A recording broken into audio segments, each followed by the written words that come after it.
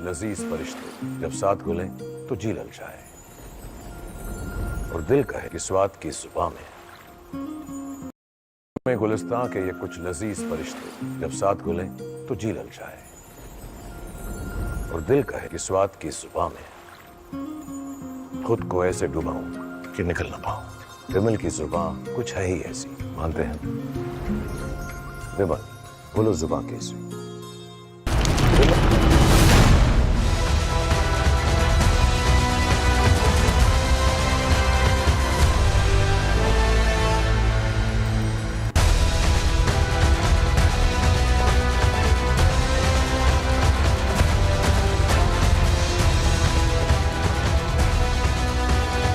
नमस्कार, बहुत स्वागत है आपका। आप देख रहे हैं प्रहार, आपके साथ मैं हूं सलोनी श्रीवास्तव अजमेरा। और प्रहार में आज बात युद्ध के नए ट्रायंगल की, क्योंकि अब युद्ध में ईरान के साथ चीन और रूस खड़े हैं। और सिर्फ खड़े नहीं हैं, बल्कि अमेरिका को वार्निंग भी दे रहे हैं। मिडिल ईस्ट में तनाव 7वें आसमान पर है। इजराइल के लगातार हमलों के बीच ईरान ने सख्त पलटवार करते हुए घातक एक तरह से क्लस्टर बम का इस्तेमाल कर दिया। यानी ईरान युद्ध नियमों के खिलाफ जाकर अटैक कर रहा है और ईरान की जवाबी हमले में इजराइल को काफी नुकसान झेलना पड़ रहा है। ऐसे में वो बार बार अमेरिका के राष्ट्रपति डोनाल्ड ट्रंप से युद्ध में डायरेक्ट कूदने की गुहार भी लगा रहे हैं। और ट्रंप है कि अपने पत्ते खोलने को तैयार नहीं है। अमेरिका ने अचानक 2 हफ्ते का समय लेकर इजराइल को पूरी तरह से सांसत में डाल दिया। यानी अगले 2 हफ्तों तक इजराइल को अपनी रक्षा खुद ही करनी होगी। और इन 2 हफ्तों में ईरान और इजराइल के बीच और मार काट मचेगी, आप ये समझ लीजिए। ऐसे में कई गंभीर सवाल खड़े हो रहे हैं। क्या ट्रंप ने नेतन्याहू को बीच मझधार में छोड़ दिया है, या फिर युद्ध में अमेरिका की एंट्री तब होगी जब ईरान और ज्यादा कमजोर पड़ जाएगा? इन सवालों के साथ बात क्लस्टर बम की भी होगी, क्योंकि इजराइल ने आरोप लगाया है कि ईरान ने इस विनाशक बम का इस्तेमाल किया है और कैसे इजराइल ने मोसाद की सीक्रेट लेडी की मदद से ईरान की टॉप सैन्य लीडरशिप को साफ कर दिया है। अब सब कुछ आपको डिटेल में बताने जा रहे हैं।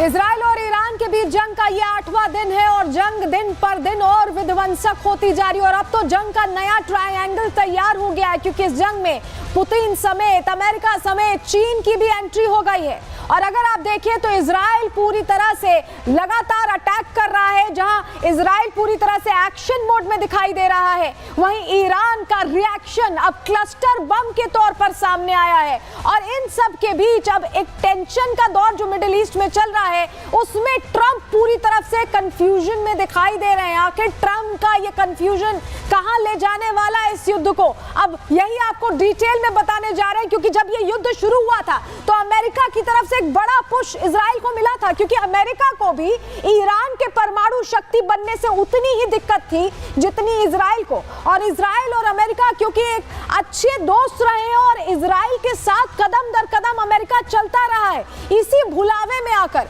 इजराइल ने अटैक कर दिया। जरा आपको बताते हैं ये जंग कैसे अब निर्णायक मोड़ लेती दिखाई दे रही है। इजराइल ने जो वार किया उससे परमाणु ठिकाने तबाह करने के लिए वार किया गया। और ये जो वार हुआ ये अमेरिका के एक तरह से पुश करने पर हुआ। ईरान का पलटवार किसी ने नहीं सोचा था कि इतना विध्वंसक होगा। ये दूसरा मोड़ था जंग का। इजराइल के बड़े शहरों को ईरान ने निशाना बनाया। और अब ये जो मोड़ आया है, यूएस का जो कंफ्यूजन वाला दौर चल रहा है डोनाल्ड ट्रंप का, वो बड़ी मुश्किल इजराइल के लिए खड़ी कर रहा है। क्योंकि युद्ध को लेकर ट्रंप कह रहे हैं, जो ट्रंप कह रहे थे कि हम 1 मिनट में फैसला ले लेंगे, हमारी तैयारी पूरी है, सिर्फ हम जानते हैं कि हम कब फैसला लेंगे, कब अटैक करेंगे, वही ट्रंप अब सुर बदलते हुए कह रहे हैं कि 2 हफ्ते में फैसला लेंगे। तो ट्रंप की ये बोली जो बदली है, इसने इजराइल को टेंशन में डाल दिया है। और ये कहीं ना कहीं प्रश्न खड़े कर दिए कि आखिर क्या इजराइल अब मझधार में अकेला हो गया है? क्यों हम ऐसा कह रहे हैं आपको डिटेल में आगे बताने वाले। लेकिन ट्रंप जो शांति दूत वाले मोड में चल रहे हैं वो बहुत बार फेल हो चुके हैं। जिस वादे के साथ वो राष्ट्रपति बने थे वो कोशिश उनकी डिरेल एक बार नहीं कई बार हुई है। कैसे, जरा डिटेल में आपको बताते हैं, क्योंकि ट्रंप का ये यू टर्न उनको कहीं ना कहीं बहुत भारी पड़ रहा है। ग्लोबली उनकी इमेज टैर्निश हो रही है। समझिए, रूस यूक्रेन जंग के बीच ट्रंप ने रूस यूक्रेन युद्ध रुकवाने का वादा किया था, आपको याद होगा। मीडिया के सामने जेलेंस्की से कैसे भरी प्रेस कॉन्फ्रेंस में डोनाल्ड ट्रंप भिड़ गए थे और ट्रंप की वजह से पुतिन शांति वार्ता से दूर हो गए थे। वो दौर आपको याद होगा। तब तुर्की में होने वाली वार्ता में ट्रंप घुसने की कोशिश कर रहे थे। रूस ट्रंप को कूटनीतिक बढ़त नहीं देना चाहता था और यही वजह है कि रूस तब दूर छिटक गया था। और ये जो युद्ध है उसमें कोई फिर आगे ये नहीं आया कि शांति का दौर चला हो, हमले और तेज होते दिखाई दिए। अब इजराइल हमास युद्ध की बात कर लेते हैं। इसमें भी चौधरी बनने की कोशिश अमेरिका की तरफ से की गई। चुनाव जीतने पर ट्रंप ने युद्ध रुकवाने का दावा किया। जनवरी से मार्च तक 2 महीने का सीजफायर हुआ भी। 18 मार्च को इजराइल ने फिर से गाजा पर अटैक कर दिया और ट्रंप जो शांति कायम कराने की बात कर रहे थे वो पूरी तरह से विफल रहे। ये दूसरी बार फेल हुए थे डोनाल्ड ट्रंप राष्ट्रपति बनने के बाद। अब तीसरे दौर की बात करते हैं। इजराइल ईरान युद्ध जो इस वक्त चल रहा है, ईरान के परमाणु प्रोग्राम का अमेरिका शुरू से विरोधी रहा है और अमेरिका की शह पर ही इजराइल ने हमले शुरू कर दिए। ईरान के आक्रामक रुख से इजराइल को बहुत नुकसान हुआ है। बहुत से शहर, अभी हम आपको तस्वीर भी दिखाएंगे, कैसे पूरी तरह से मलबे में तब्दील हुए हैं और दुनिया को लग रहा था कि अमेरिका इस युद्ध में उतरेगा, इजराइल का साथ देगा। लेकिन ट्रंप ने बढ़ते युद्ध को देखते हुए G7 की बैठक बीच में छोड़ दी। आपको याद होगा, हमने आपको तस्वीर प्रहार में दिखाई थी कैसे एक दिन पहले ही बैठक छोड़कर निकल गए थे। लेकिन युद्ध को लेकर अब तक कोई ठोस फैसला नहीं लिया, जबकि जब G7 से निकले थे तो कहा यह गया था कि हम फैसला लेने वाले। अब बात भारत पाकिस्तान तनाव की भी कर लेते हैं। इसको लेकर भी ट्रंप ने कम से कम 14 बार यह दावा किया कि उन्होंने युद्ध रुकवाया है। पाकिस्तान ने सैन्य कार्रवाई रोकने की अपील की है, भारत सरकार ने बताया, मिनिस्ट्री ऑफ एक्सटर्नल अफेयर्स ने बताया और बाकायदा अभी प्रधानमंत्री की बात भी हुई थी डोनाल्ड ट्रंप से। 35 मिनट बात हुई है कल और इस दौरान डोनाल्ड ट्रंप को सीधे सीधे खरी खरी प्रधानमंत्री ने कह दिया कि आपने तो कुछ किया नहीं, आप ये बार बार क्यों कह रहे हैं। और अब ये सिर्फ हमें कहने की जरूरत नहीं है, पाकिस्तान के जो डिप्टी पीएम है, विदेश मंत्री है इशाक डार, उन्होंने भी माना है कि हमने भारत को फोन किया तो हमें कुछ करना नहीं पड़ा, वो खुद ये मान गए। तो अब आप सोचिए कि ये 4 ऐसे मौके आए हैं जब ट्रंप लगातार फेल हुए हैं और अभी ये जो फेलियर का सिलसिला इसने इजराइल को फंसा दिया, मिडिल ईस्ट में आग लगा दी है। जरा इस बीच बड़ी खबर आ रही है, उसका रुख कर रहे हैं। ईरानी विदेश मंत्री अरागची का बड़ा बयान आ गया है। वार्ता के लिए अमेरिकी अनुरोध को ठुकराया है।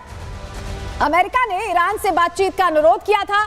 इजरायली हमले बंद होने के बाद ही बातचीत होगी। अरागची ये बड़ी बात कह रहे हैं ईरानी विदेश मंत्री।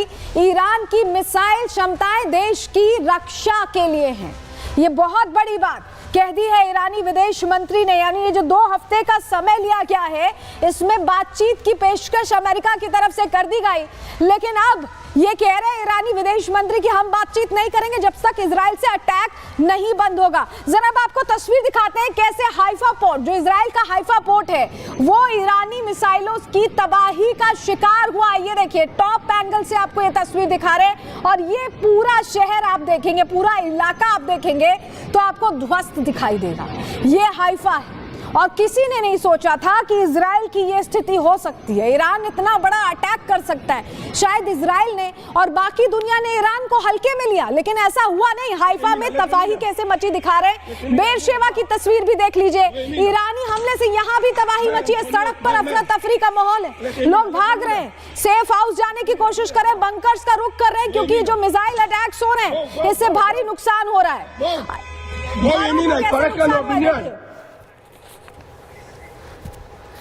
और जरा अगली तस्वीर आपको दिखाते हैं, देखिए घरों को कैसे नुकसान पहुंचा। ये अंदर की तस्वीर आप देखिए, सब कुछ तहस नहस हो गया। जो लोग अंदर होंगे सोचिए कैसे उनकी जान पर बनाई होगी।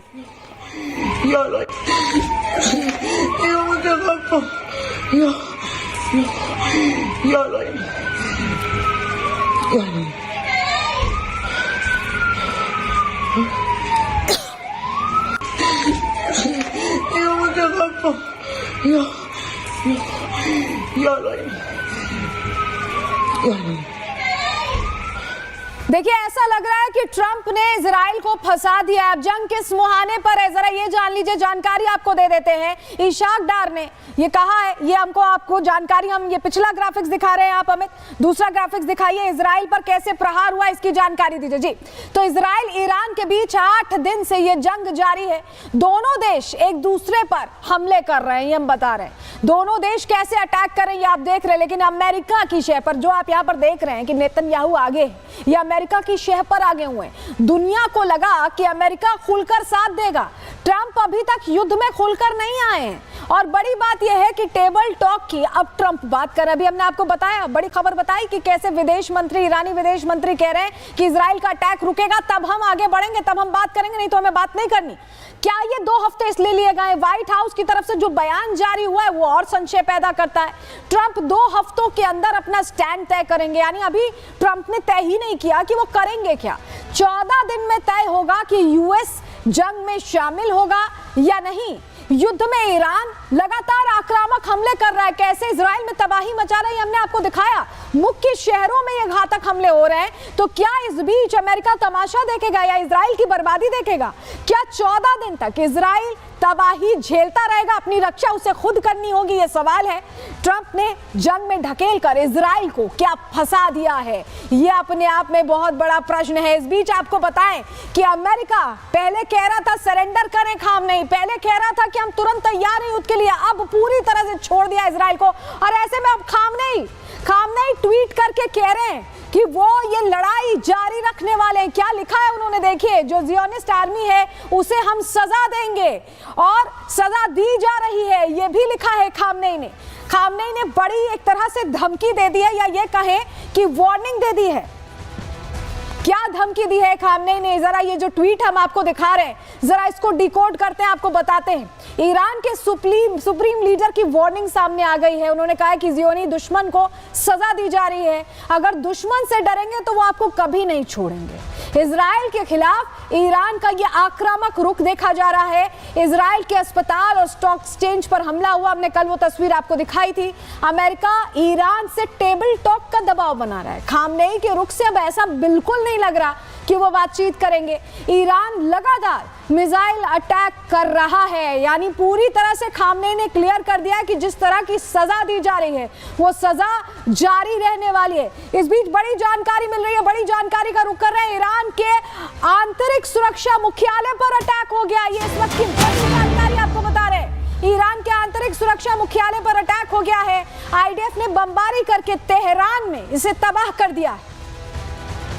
तो आंतरिक सुरक्षा मुख्यालय पर यह अटैक इजराइल की तरफ से किया गया। आईडीएफ ने बमबारी करके इसे तेहरान में पूरी तरह से चकनाचूर कर दिया है, तबाह कर दिया है। दोनों तरफ से जंगी कार्रवाई चल रही है। लेकिन खामनेई ने जिस तरह से अपना रुख दिखाया, उससे लग रहा है कि डोनाल्ड ट्रंप घबरा गए हैं। क्यों मैं ऐसा कह रहे हैं? क्योंकि मिडिल ईस्ट में भारी तबाही के जिस तरह के संकेत मिल रहे हैं, इसके बाद से ईरान के हमलों से अमेरिका टेंशन में, कंफ्यूजन में भी है और टेंशन में भी है। ईरान के मिसाइल अटैक से अमेरिका घबरा गया है।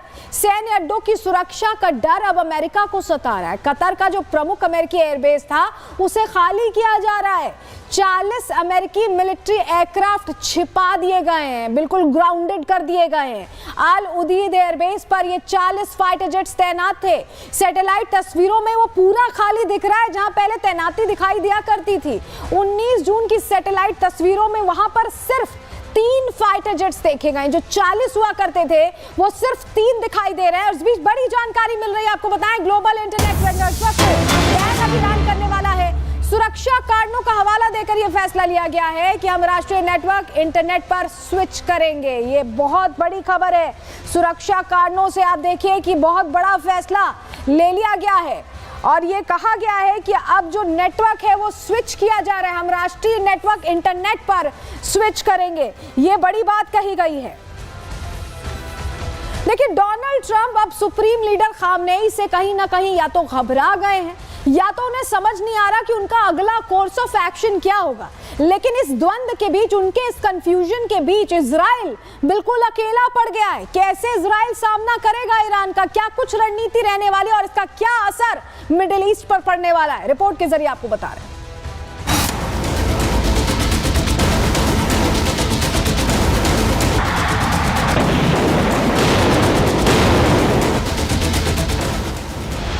अमेरिका मिडिल ईस्ट को अशांत करने, दूसरे देशों में तख्ता पलट करने और आतंकी संगठनों की अप्रत्यक्ष रूप से मदद करने के लिए बदनाम रहा है। लेकिन डोनाल्ड ट्रंप ने दूसरी बार अमेरिका की सत्ता संभालने से पहले दुनिया में शांति कायम करने के हवाई दावे किए थे। लेकिन उन दावों की हवा सबसे पहले रूस यूक्रेन युद्ध में निकली, तो दूसरी बार भारत पाक तनाव के बीच।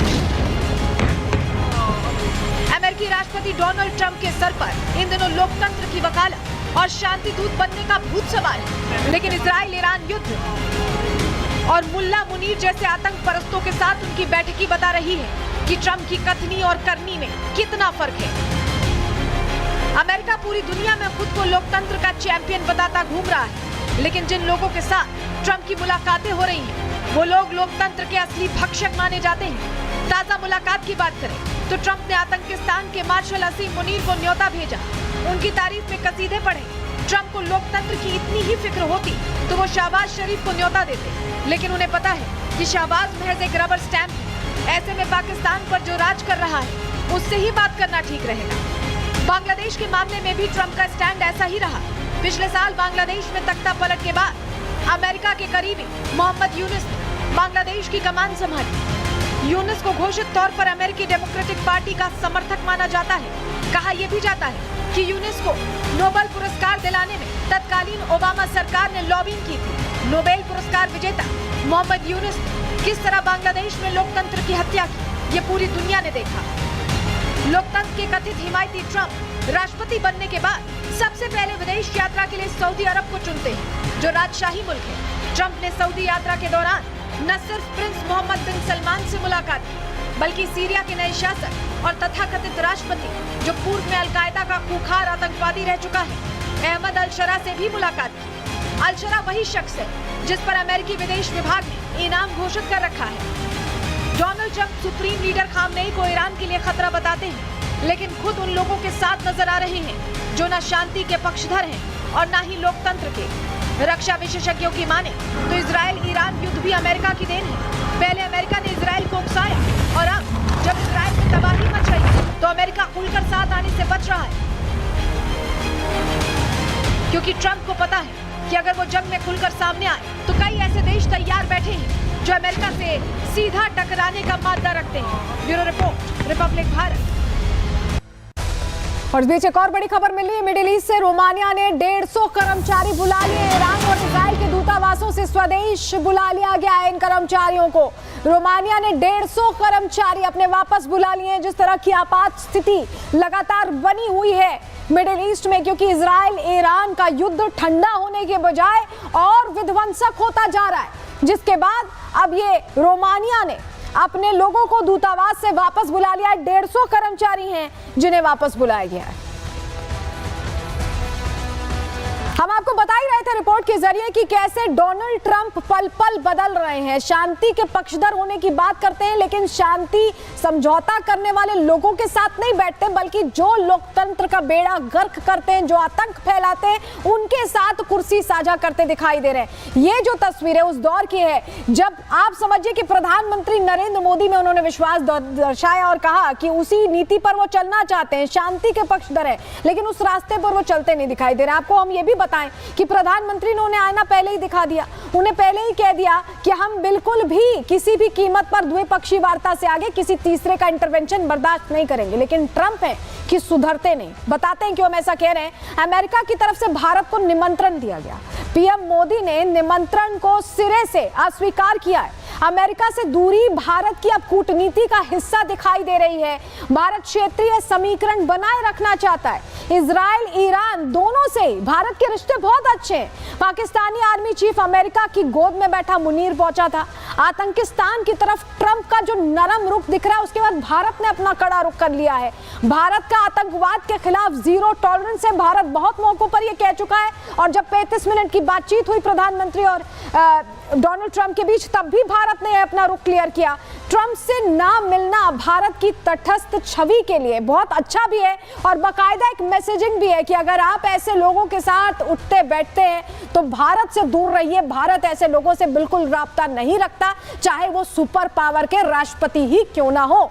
इस बीच आपको बताएं कि पाकिस्तान में अलग ही कहानी चल रही है। मुल्ला मुनीर आए यहाँ डिनर करने, शहबाज शरीफ को बुलाया नहीं गया, उनकी जगह मुनीर आते और वहां फजलुर रहमान क्या कह रहे हैं पाकिस्तान में बैठकर कि अब लगता है कि नंबर हमारा डर के मारे कांप रहे हैं। क्यों कांप रहे हैं, जरा सुनिए पहले कह क्या रहे हैं। हमें खित्ते में ईरान को एतमाद में लेना होगा। हम ईरान के साथ खड़े हैं और पाकिस्तान को खुलकर खड़ा हो जाना चाहिए।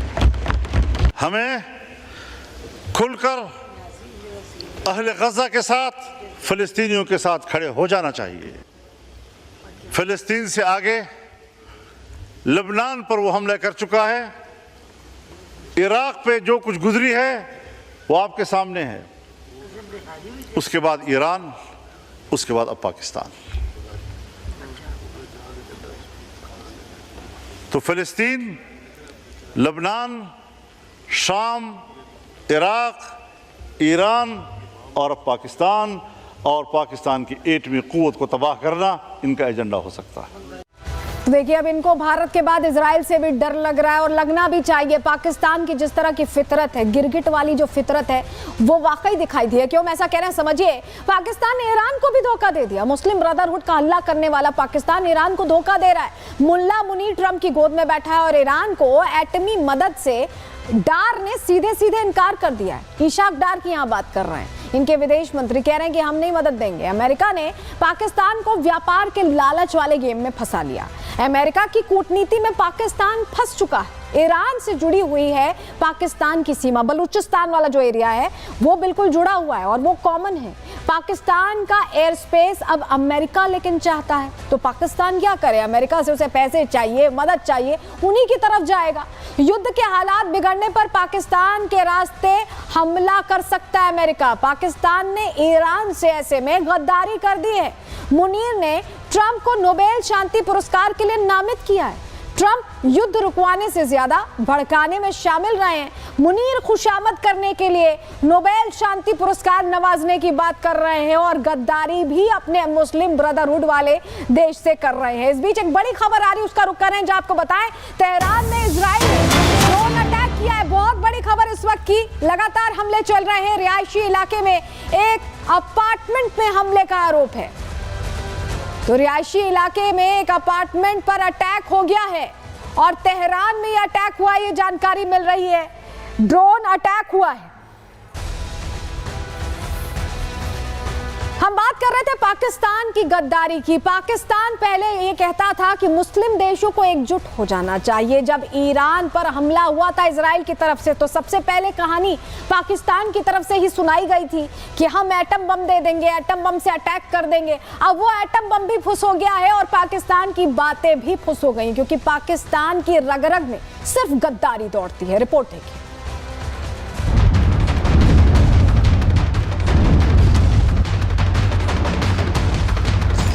पाकिस्तान ने ईरान को दिया धोखा, अमेरिका के हाथों बिका। ट्रंप की गोद में बैठा मुल्ला मुनीर, बिरादर से गद्दारी का सीन। चंद डॉलर के लिए पाकिस्तान का मुल्ला मुनीर अमेरिका के हाथों बिक गया है। वैसे तो ये कोई नई बात नहीं है, पाकिस्तान की फितरत में ही गद्दारी है। लेकिन जिस ईरान के लिए पाकिस्तान के नेता मरने मारने की कस्में खा रहे थे, दावा कर रहे थे कि अगर किसी ने ईरान पर परमाणु हमला किया तो पाकिस्तान भी उस देश पर हमला कर देगा, लेकिन यहां तो उल्टा ही हो गया। हमला करने के बजाय पाकिस्तान ने ईरान के ही दुश्मनों से हाथ मिला लिया, उनके साथ बैठकर खाना खा लिया और सौदा कर लिया अपने बिरादर ईरान की तबाही का। मतलब साफ है कि गिरगिट की तरह रंग बदलने वाली पुरानी आदत पाकिस्तान की अभी गई नहीं है। तभी तो मुस्लिम देशों के नाम पर पहले ईरान का साथ देने का वादा किया। खुद पाकिस्तान के विदेश मंत्री इशाक डार ने जोश जोश में इजराइल के खिलाफ मुस्लिम एकता का आह्वान किया था कि मुस्लिम देशों को अब इजराइल के खिलाफ एकता दिखाने की पहल शुरू करनी चाहिए। लेकिन गद्दारी का ऐसा कीड़ा काटा कि सुर ही बदल गए। संसद में खड़े होकर खुद इशाक डार बोलने लगे कि परमाणु बम केवल पाकिस्तान की सुरक्षा के लिए ही है। जनरल्स को कोट करके कि जी पाकिस्तान ने ये कहा है कि अगर इसराइल ने हमारे ऊपर न्यूक अटैक किया तो पाकिस्तान इसराइल के ऊपर न्यूक्लियर हमला कर देगा। ये गैर ज़िम्मेदाराना और इतने झूठी खबर है। और पाकिस्तान का डिटरेंस इज ऑब्वियसली, अल्लाह ताला ने इस मुल्क को ना सिर्फ न्यूक्लियर कुव्वत बनाया बल्कि मिसाइली कुव्वत भी बनाया हुआ है। लेकिन ये हमारी अपनी सिक्योरिटी के लिए है, हमारी अपनी स्टेबिलिटी के लिए है। तो हमने कोई ऐसी स्टेटमेंट, हमारी तरफ से कोई ना स्टेटमेंट किसी ने दी है, इसको फैब्रिकेट किया गया है। एक तरफ तो पाकिस्तान में इजराइल का डर है, तो दूसरी तरफ मुल्ला मुनीर ट्रंप की मेहमान नवाजी का लुत्फ उठा रहे थे। लेकिन इस मुलाकात के पीछे की वजह भी मुल्ला मुनीर और पाकिस्तान की ईरान से गद्दारी ही है, क्योंकि अमेरिका ईरान की परमाणु महत्वाकांक्षाओं को पूरा नहीं होने देना चाहता। इसके लिए भले ही सैन्य अभियान की कमान इजराइल के हाथों में है, लेकिन दुनिया जानती है कि इस मिशन का रिमोट अमेरिका के हाथों में ही है। यही वजह है कि ईरान को परमाणु हथियार बनाने से रोकने के लिए अमेरिका को पाकिस्तान की जमीन चाहिए, जिसका सौदा मुल्ला मुनीर ट्रंप से कर चुके हैं। अमेरिका जानता है कि वो ईरान पर पाकिस्तान से नजर रख सकता है, क्योंकि ईरान और पाकिस्तान की 909 किलोमीटर लंबी सीमा लगती है। जानकारों का मानना है कि पाकिस्तान को इस्तेमाल करने के लिए ट्रंप प्रशासन और अमेरिकी सेना मुल्ला मुनीर की पीठ थपथपा रही है, और इसी पीठ पर चढ़कर ईरान को मिट्टी में मिलाने का प्लान तैयार हो रहा है। बदले हालातों से साफ है कि जो पाकिस्तान, जो शहबाज शरीफ, जो मुल्ला मुनीर पहले खामनेई, पुतिन और जिनपिंग की गोद में बैठे थे, अब वो ट्रंप और नेतन्याहू की तरफ जाकर खड़े हो गए। जानकारी तो ये भी है कि ईरान पर हमला करने के लिए अमेरिका ने मुल्ला मुनीर से पाकिस्तान के 2 एयरबेस मांग लिए हैं। पहला है समूंगली, जो ईरान से 650 किलोमीटर की दूरी पर है। दूसरा है पसनी, जिसकी ईरान से दूरी लगभग 309 किलोमीटर है। इन एयरबेस को अमेरिका ने इसलिए चुना है क्योंकि ईरान बॉर्डर के करीब है, और अमेरिका इन्हीं एयरबेसेस से ईरान के इरादों पर पानी फेरने की तैयारी कर रहा है, और पाकिस्तान गद्दारी की फहरिस्त को लंबा करने की। Bureau report, Republic Bharat. और इस बीच बड़ी खबर मिल रही है, अपने नागरिकों के लिए चार्टर्ड प्लेन भेजेगा ब्रिटेन। तेल अवीव से चार्टर्ड प्लेन से अब ब्रिटिश नागरिक लाए जाएंगे। ये बड़ी खबर मिल रही है, क्योंकि जिस तरह की आपात स्थिति बनी हुई है उसको देखते हुए अब तेल अवीव चार्टर्ड प्लेन भेजा जाएगा, जिसके जरिए ब्रिटेन के नागरिक आएंगे। देखिए, भारत ने अपने नागरिकों को बुला लिया है ईरान से, अब तेल अवीव ब्रिटिश नागरिक लाने के लिए चार्टर्ड प्लेन जाएगा। एक और बड़ी खबर इस बीच आपको बताएं, और बड़ी जानकारी जो मिल रही है। देखिए, लगातार युद्ध से जुड़ी बड़ी जानकारियां आ रही हैं। ईरान इजराइल जंग पर इमैनुअल मैक्रों का बयान आया है। इमैनुअल मैक्रों ने बयान दिया है और सीधे तौर पर कह दिया है कि कूटनीति के जरिए तनाव सुलझाया जाए। मैक्रों कह रहे हैं कि बातचीत के जरिए, कूटनीति के जरिए इस तनाव को सुलझाया जाए। ये इस वक्त की बड़ी खबर हम आपको दे रहे हैं। हमारे सहयोगी जर्मनी, ब्रिटेन भी यही चाहते हैं, ये इमैनुअल मैक्रों कह रहे हैं। और इस बीच आपको बताएं, क्योंकि इजराइल पर लगातार अटैक हो रहा है, ऐसे में ईरानी यूएवीज को कैसे टारगेट किया इजराइल ने। ये तस्वीर देखिए, ये आप देखिए, टारगेट लॉक हो रहा है। ईरानी यूएवी को कैसे ध्वस्त कर दिया जा रहा है, ये वो तस्वीर है। जरा फुल फ्रेम करके तस्वीर दिखाइए कैसे। ये देखिए, ये जो आप प्लस का साइन देख रहे हैं, दरअसल ये टारगेट लॉक किया जा रहा है। ईरानी यूएवी को मार गिराया गया है। ये ईरानी यूएवी अटैक करने के लिए ईरान से भेजा गया था। अगली तस्वीर भी आपको दिखा रहे हैं, एक और ईरानी यूएवी कैसे हमला करने के लिए आया था, नुकसान पहुंचाने के लिए आया था इजराइल को, लेकिन इसे टारगेट लॉक करके ध्वस्त किया गया है।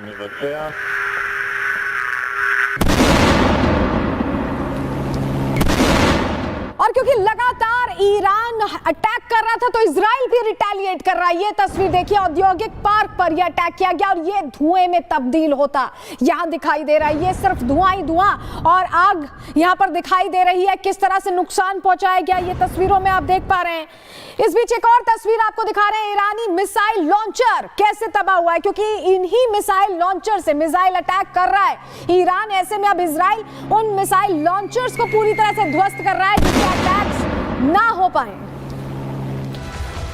तो इजराइल ने ईरान पर पूरी तरह से अब अटैक करके अपनी एक होल्ड बनाने की कोशिश की। आपको बता रहे हैं जंग के बीच इजराइल ने ईरान पर हमले अब फिर से तेज कर दिए हैं। इजराइल ईरान जंग के बीच आईडीएफ ने बहुत बड़ी बात कह दी है, बहुत बड़ा दावा उनकी तरफ से कहा है। इजराइल के 60 से ज्यादा फाइटर जेट्स ने अटैक किया। आईडीएफ ने बताया है 120 म्यूनिशन से दर्जनों सैन्य ठिकानों को निशाना बनाया गया है और तेहरान में मिसाइल निर्माण से जुड़े कई औद्योगिक केंद्र तबाह हुए हैं, ये भी आईडीएफ ने बताया।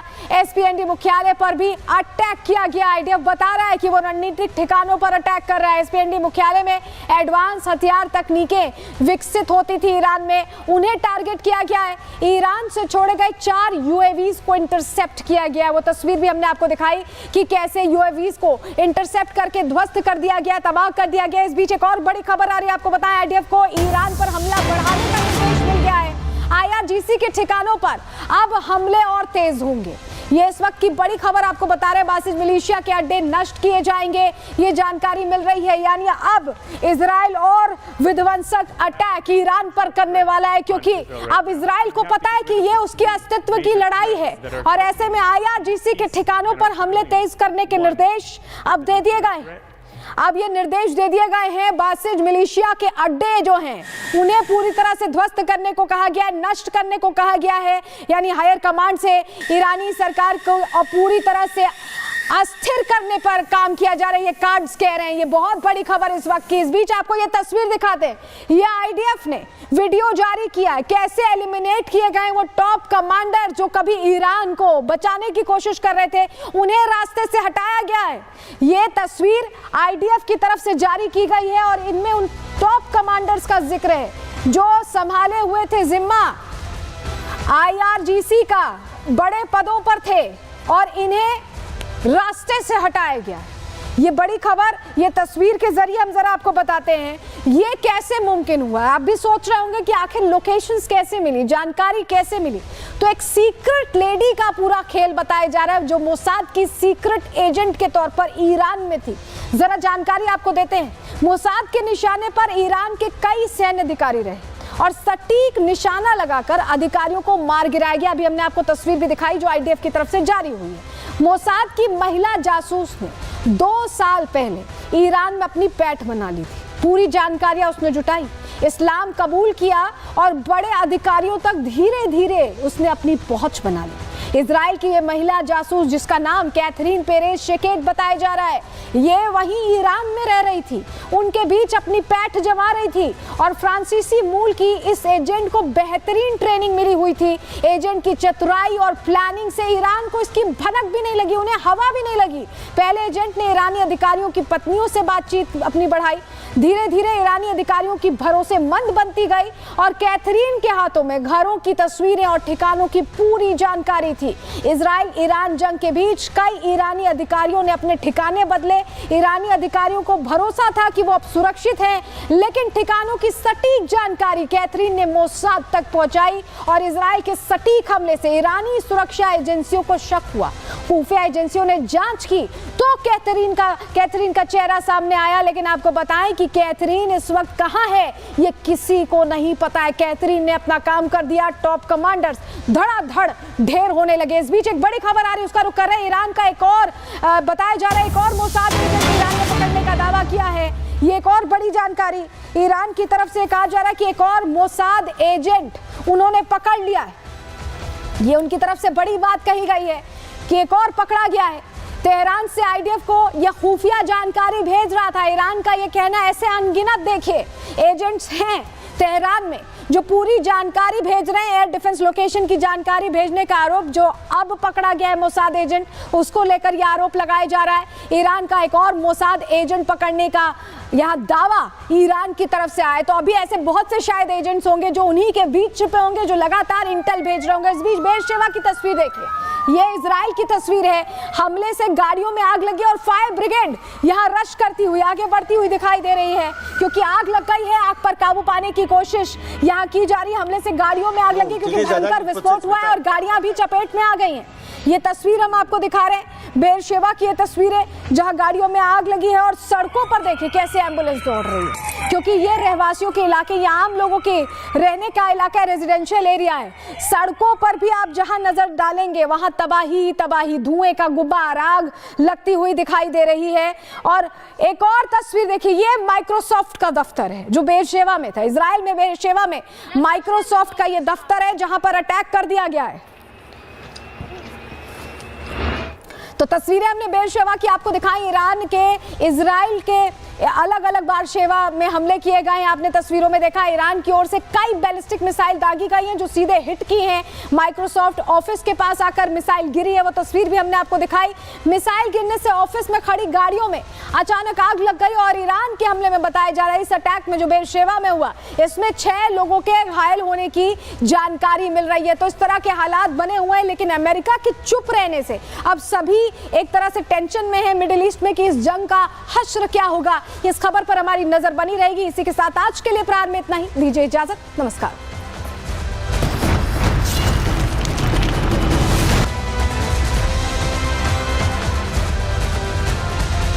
विमल में गुलिस्तां की ये कुछ लजीज फरिश्ते जब साथ घुले तो जी ललचाए और दिल कहे कि स्वाद की इस जुबां में खुद को ऐसा डुबाऊं कि निकल ना पाऊं। विमल की जुबान कुछ है ही ऐसी, मानते हैं ना? विमल बोलो